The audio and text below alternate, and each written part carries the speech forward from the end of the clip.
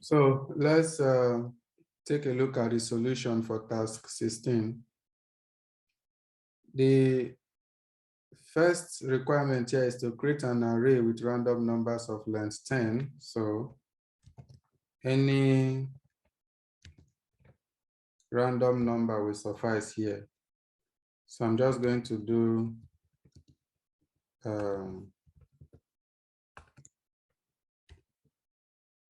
9, 10.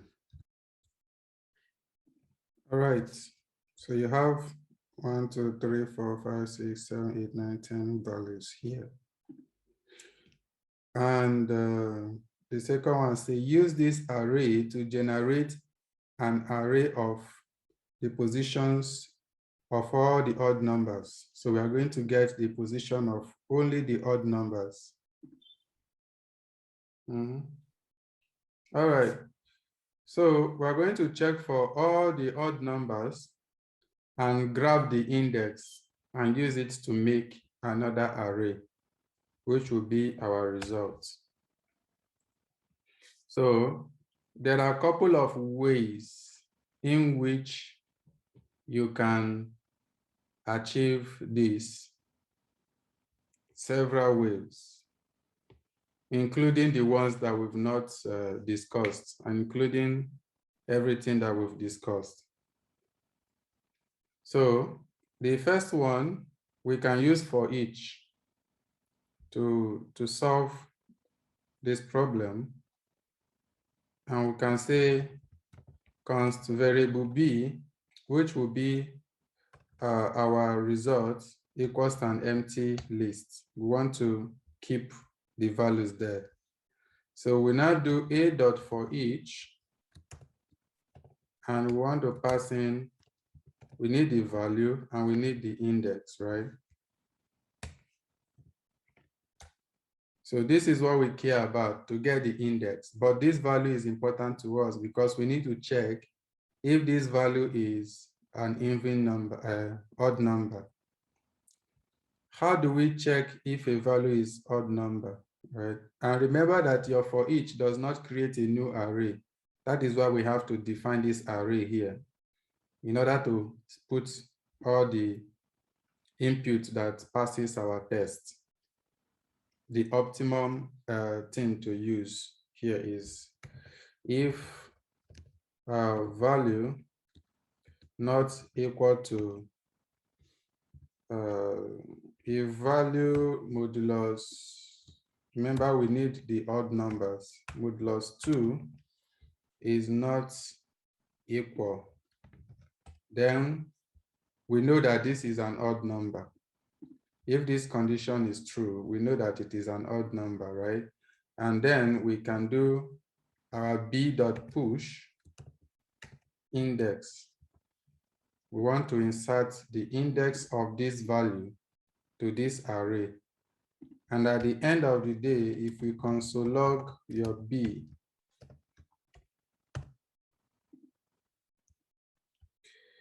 A is already assigned, this one here. So let's comment it out.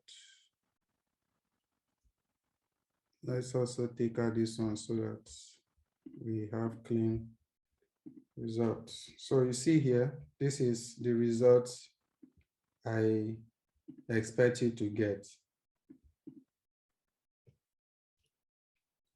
So this is for each, using for each approach. But in this case, I had to use an if statement that we've not discussed, that we've not really discussed. So this is solution 1.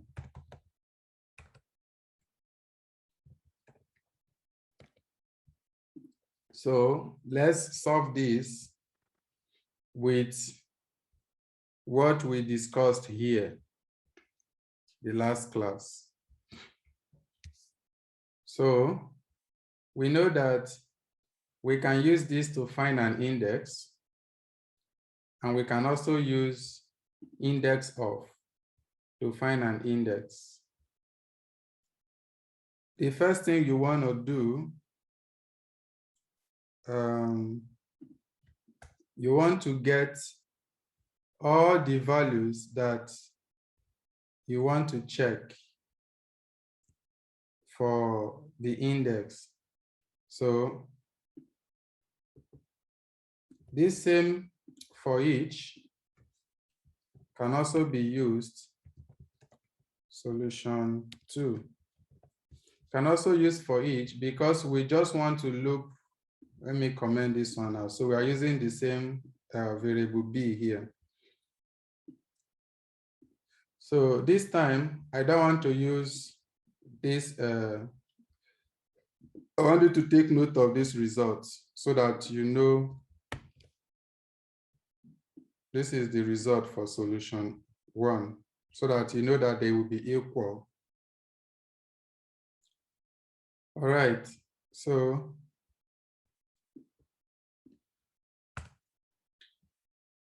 in this case, we want to get, let's use filter first, because we want to filter. I don't want to use this if here. I want to avoid using it because we have not formally discussed it, right? So filter, you know that filter will filter your odd numbers based on the condition that you passed. So here we only need the value because we just want to get all the values that are odd numbers. So modulus 2 not equal to 0. This returns all the odd numbers, right, for A.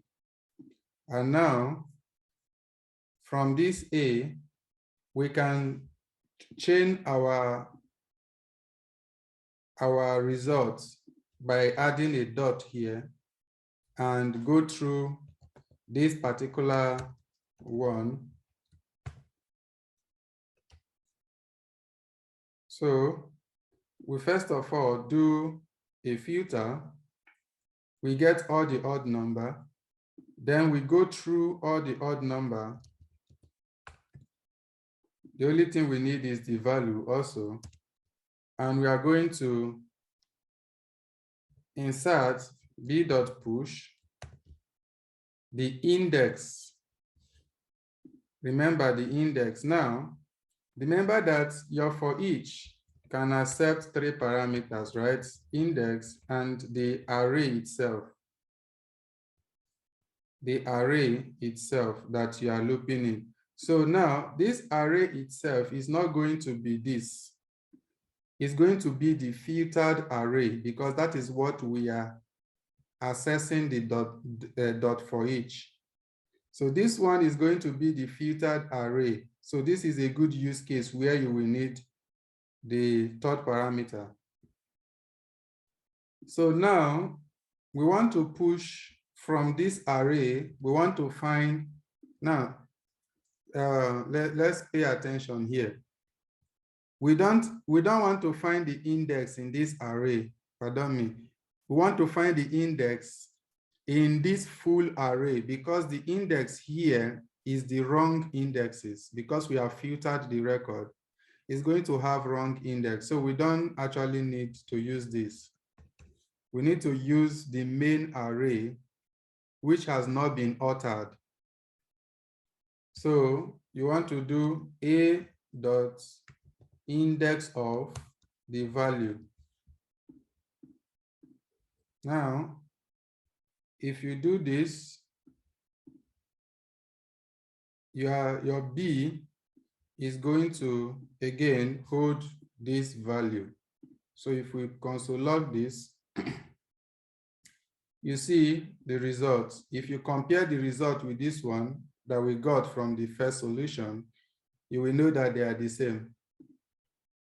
Now, there are, why I said this one is wrong, because if you filter, for example, if you filter this array, if you do console log the filtered results, if you log this, you will see that this 1 is in position 0, this is in position 1, but in reality, it is position 2. So if you have used this to build your index, for example, one would have gotten a wrong result. For example, if we do,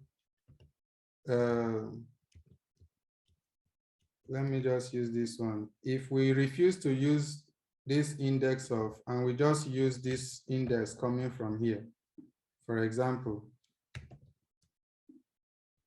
you will see that you get a wrong result. This is the correct result, but this one is giving us 0, 1, 2, 3, 4. You see that? And that is why we needed to use the main array and look for the index of that value and get the actual index and push it to where we are collecting the index. So when we print this, then it gives us the correct result. So this is two approach. This one, the first approach is more optimum because we did only one loop. But this one, we did 2 loops here because we are trying to avoid, I think it's not even 2 loops, it's 3 because your index of also searches, goes through to search for the item. So it's 3. So this is not optimum, but it is also a solution. But this is more optimum. When we, for today's class, we are going to discuss this if statement. So we can also use it in future tasks.